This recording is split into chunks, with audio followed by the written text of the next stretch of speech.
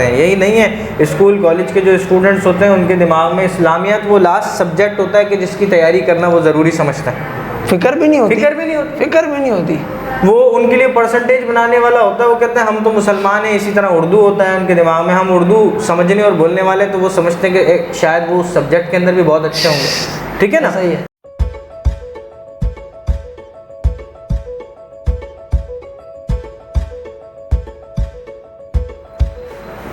السلام علیکم محمد بھائی. سین یہ ہے کہ آپ کا بھائی, آپ کو پتہ ہی ہے, مدارس سے لینا دینا ہے, اور جیسا کہ میرے ساتھ اسامہ بھائی بیٹھے ہوئے ہیں تو ان کا تو مجھ سے زیادہ مدارس کے حوالے سے تجربہ رہا ہے. میں نے جو ہے وہ ایک تفصیل شروع کری تھی اسی حوالے سے کہ مدارس کے جو بچے پڑھتے ہیں, ڈگری حاصل کرتے ہیں, تو وہ ان کا آگے فیوچر کیا ہوتا ہے. تو زندہ مثال جو ہے وہ مجھے ہمارے اسامہ بھائی ملے.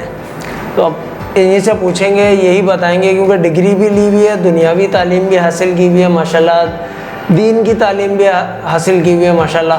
تو جو جواب بہتر طریقے سے ان سے ملے گا وہ مجھے نہیں لگتا کہ کہیں اور سے ملے گا.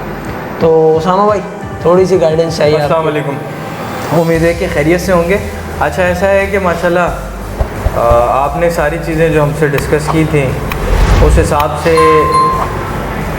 دینی مدارس کے حوالے سے ہم آپس میں جو بات چیت کر رہے تھے, تو اس میں سے پہلی اور کور چیز تو یہ تھی کہ ماشاءاللہ دینی مدارس کا بڑا کنٹریبیوشن ہے.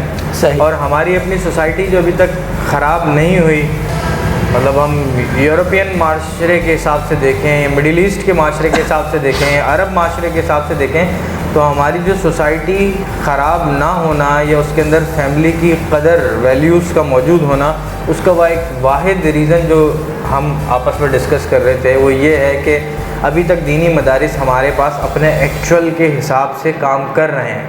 ٹھیک ہے. صحیح. اور ماشاءاللہ اس کی جو برکت اور اس کی فضیلتیں ہیں وہ بھی ہمارے اور آپ کے سامنے ہیں. ٹھیک ہے. پھر اس کے ساتھ ساتھ ہم جو ہے نا ان کے ڈرا بیکس کے اوپر بات کر رہے تھے کہ ایک بہت بڑا مسئلہ یہ ہے کہ دینی مدارس اور اس کے طلباء جو ہے وہ اپنے آپ کو دنیا کے جو معاملات ہیں, یعنی جس کو ہم کہہ لیں کوئی اور فیلڈ, کوئی اور ہنر ہے, اس کے اندر کمپیٹ نہیں کر پاتے.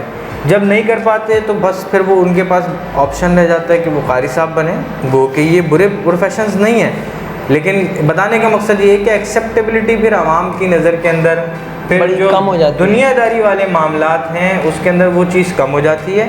اور جب دین کو پیسہ کمانے کا ذریعہ بنایا جاتا ہے تو اس میں ایک بہت بڑا پرابلم جو آتا ہے وہ یہ آتا ہے کہ پھر جو ہے وہ ایک دھندا بن جاتا ہے, کیونکہ لازماً آپ اس سے پیٹ پال رہے ہوتے ہیں.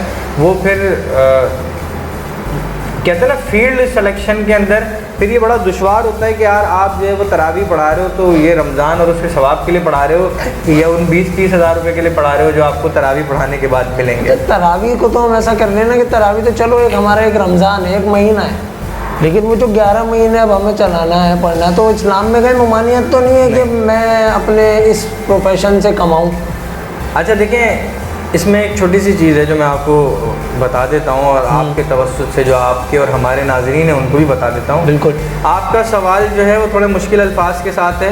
ممانعت شاید عوام کو سمجھ میں نہ آئے, مطلب ان کے پوچھنے کا یہ ہے کہ اگر دین کو کمائی کا ذریعہ سارا سال بنایا جا رہا ہے تو اس میں مذہبی طور پہ کوئی برائی تو نہیں ہے. آپ سے سوال کرتے ہیں, ایک چھوٹا سا سوال کرتے ہیں, اور وہ یہ ہے کہ کیا آپ اور ہم یا دنیا کا کوئی بھی آدمی قرآن کی قیمت ادا کر سکتا ہے؟ آپ کا کیا جواب ہے؟ نہیں کر سکتا. نہیں کر سکتا. قیمت ادا نہیں کر سکتے ہم, تو قیمت کیا ادا کریں؟ حق ہی نہیں ادا کر سکتے ہم قرآن کا اور اس کی تعلیمات کا, تو قیمت ادا کرنا تو بہت دور کی بات ہے.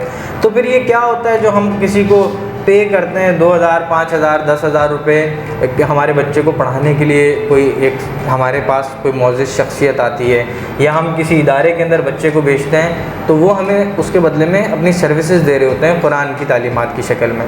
تو بیسیکلی اس کے بارے میں جو علماء کرام فرماتے ہیں وہ یہ ہے کہ یہ جو قرآنی تعلیمات کے بدلے میں جزا لیا جا رہا ہے, جزا وہ کسی بھی شکل کے اندر پیسے ہو سکتے ہیں یا اور کوئی سروسز اور خدمات ہو سکتی ہیں, کوئی اور چیز ایسی ہو سکتی ہے, تو یہ جو بدلہ لیا جا رہا ہے محسن بھائی, یہ وہ اس کو علماء اکرام کہتے ہیں کہ یہ اس وقت کا بدلہ ہے جو وہ وقت انسان آپ کو دے رہا ہے. یعنی میں قاری صاحب بن کے آپ کو پڑھانے کے لیے آ رہا ہوں 20 منٹ, تو میرے ان 20 منٹ کی پرائس جو ہے نا وہ 1000 روپے ہے، میرے ان 20 منٹ کی پرائس وہ 2000 5000 ہے، ٹھیک ہے نا؟ ٹھیک ہو گیا. تو اس کو اس طرح تعبیر کیا جاتا ہے. باقی قرآن کی قیمت یا مذہب کی قیمت تو کوئی لگا نہیں سکتا، نہ کوئی ادا کر سکتا. اچھا، اس میں یہ بات بھی ہے کہ ہمارا جو معاشرہ ہے نا وہ اس چیز کو قبول نہیں کرتا. وہ تو بولتے ہیں، لوگ بولتے ہیں بھائی فی سبیل اللہ پڑھاؤ. قاری صاحب کو تو پیسے لینے ہی نہیں چاہیے نا. قاری صاحب کیوں اس دنیا کے اندر ہے؟ وہ تو انہوں نے تو ثواب کمانے کے لیے اتنی محنت کری ہے. تو ان کو اچھا چلے دوسری فیلڈ تو ہے ہی نہیں، مان لیا کہ ہماری عالم کی یا حافظ کی یا قاری کی کوئی دنیا میں کوئی دوسری فیلڈ نہیں ہے. بھائی جو فیلڈ ہے ایکچوئل اس میں تو کم از کم اس کو قبول کرے نا، اس میں تو اس کی فیسز پوری دے نا، اس میں تو کم از کم اس کا ذریعہ معاش ایسا بنے نا کہ وہ پیٹ بھر کے کھا سکے، اپنے گھر والوں کو کھلا سکے، پال سکے. 1000 روپے قاری صاحب کو دیتے ہیں فی بچہ، 2000 روپے قاری صاحب کو دیتے ہیں. وہ بڑا احسان کرتے ہیں سر دے کے، پتہ نہیں کیا کر دیا وہ قاری صاحب کی چھٹیاں بھی گنی جاتی ہیں. آپ کی بات سے جو ہے نا مجھے ایک بڑا معیوب سا واقعہ یاد آ گیا. اصل میں آپ اپنے ارد گرد مساجد کے اوپر نظر ڈالیں گے نا تو آپ دیکھیں گے جناب ممبر بنانے کے سلسلے میں مسجد کمیٹی نے 2 کروڑ روپے خرچ کر دیے، اور وضو خانہ جو بنوایا اس کا ماربل جرمنی سے آیا تھا، ٹوٹیاں جو لگیں وہ جناب لاہور کی فلانی فیکٹری سے آئیں. اور جب بات کی جاتی ہے افرادی قوت کے اوپر، جب بات کی جاتی ہے لوگوں کو ڈیولپ کرنے کے اوپر، تو ہم ان کو دیکھنا ہی غریب پسند کرتے ہیں. ٹھیک ہے، آپ دیکھیں گے مسجد کی مؤذن کی، خادم صاحب کی، امام صاحب کی جو تنخواہیں ہوں گی وہ مسجد کے دروازوں اور پرتعیش چیزوں سے میچ نہیں کر رہی ہوں گی. واقعہ یہ ہے کہ ہمارے ایک بہت اچھے دوست والد صاحب کے ہیں کراچی میں، ایک بہت اچھی عالیشان قسم کی مسجد ہے. تو وہ جو مولوی صاحب تھے انہوں نے ایک کار خرید لی. سارے محلے کی عوام کے پیٹ میں درد رہا کہ یار یہ مولوی کے پاس کار کیسے آ گئی. کچھ پروفیشن ایسے ہوتے ہیں کہ جن کو ہم اپنے ناخن کے نیچے ہی دیکھنا چاہتے ہیں. جب وہ اگر کبھی زندگی میں ڈیولپ ہو جاتے ہیں تو پھر ان کی ایکسیپٹیبلٹی ہمارے دلوں کے اندر سے ختم ہو جاتی ہے. ٹھیک ہے بھائی، وہ مولوی صاحب ماشاءاللہ گائے بکریوں کا کام بھی کرتے تھے. وہ مولوی صاحب PhD اسکالر ہو گئے تھے.